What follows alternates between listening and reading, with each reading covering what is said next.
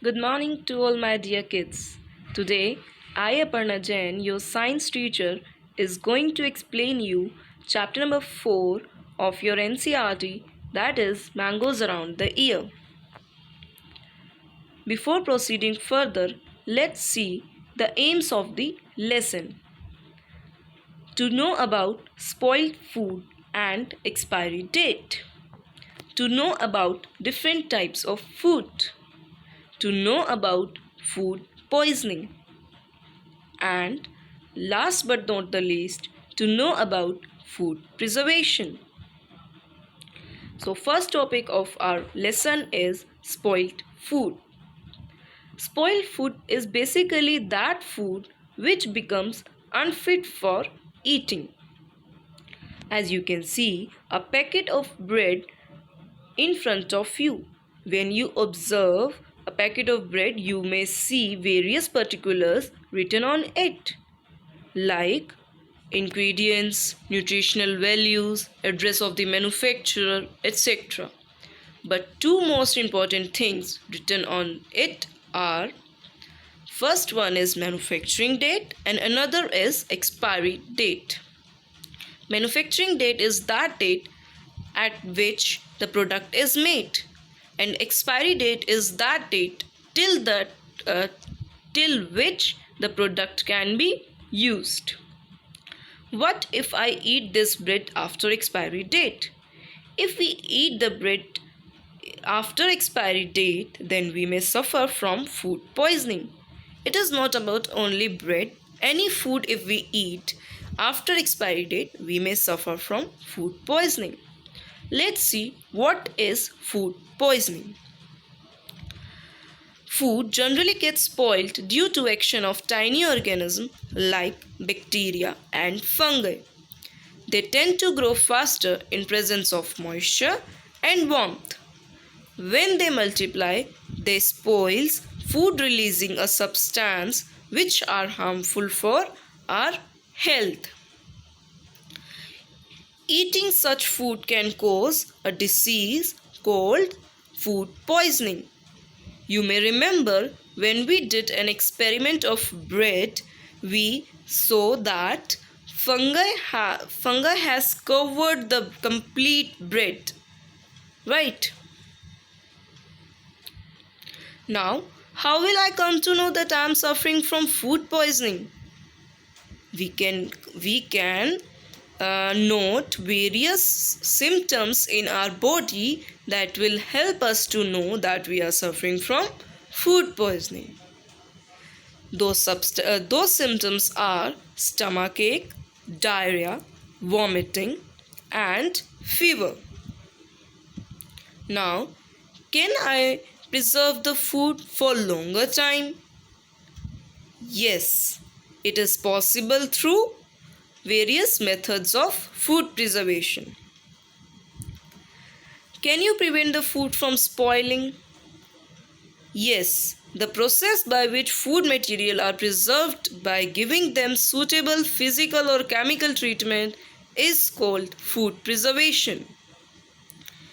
Before seeing the methods of food preservation, let's see different kinds of food. There are two main kinds of food: perishable food and non-perishable food. Food that tend to rot quickly are called perishable food. These kind of food have high moisture, whereas food that do not rot quickly are called non-perishable food. These kind of food have low moisture content. Example of perishable food: cooked vegetable.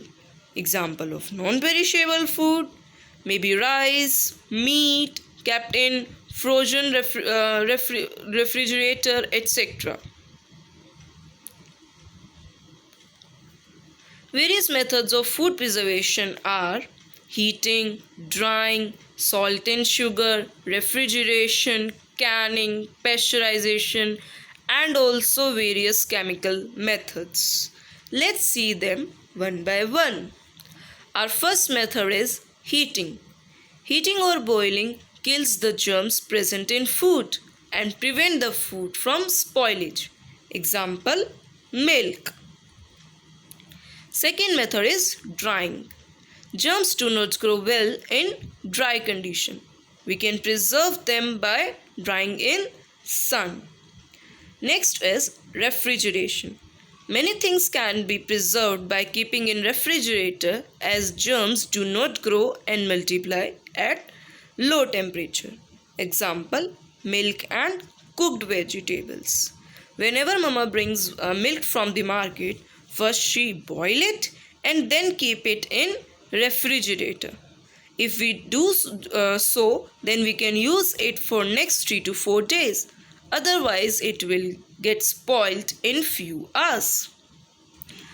Next method is salt and sugar. Fruits and vegetables like raw mango, lemon and amla can be preserved in form of pickle by using salt as preservatives. Some fruits like apple, strawberry and pineapple can be preserved in form of jellies by using sugar as preservatives. Next is canning. Food is first heated at high temperature to kill food spoiling bacteria and fungi and then seal it in high tight container to protect microorganism attack again. There are various chemical preservatives that are used to make jams and jellies. Some chemical like sodium metabisulfate kill all the germs. Example, jams, jellies, juices, etc. Next method that we are going to discuss is pasteurization. Do you know why this method is called pasteurization? Because it was invented by Louis Pasteur. A scientist, Louis Pasteur, developed a method of preserving milk. In this, milk is heated at 67 degrees Celsius for 30 minutes and then it is cooled quickly. Then milk is poured into sterilized bottle or pouches which is then sealed. Now, if you remember when I asked you what your favorite fruit, most of you told it is mango. Let's see few more things about mango. Mango is king of fruits. It is available in summer season. Many things are made up of ripe mango such as mango shake and mango papad. Aam papad. Many things are made up of unripe mango like pickle and chutney.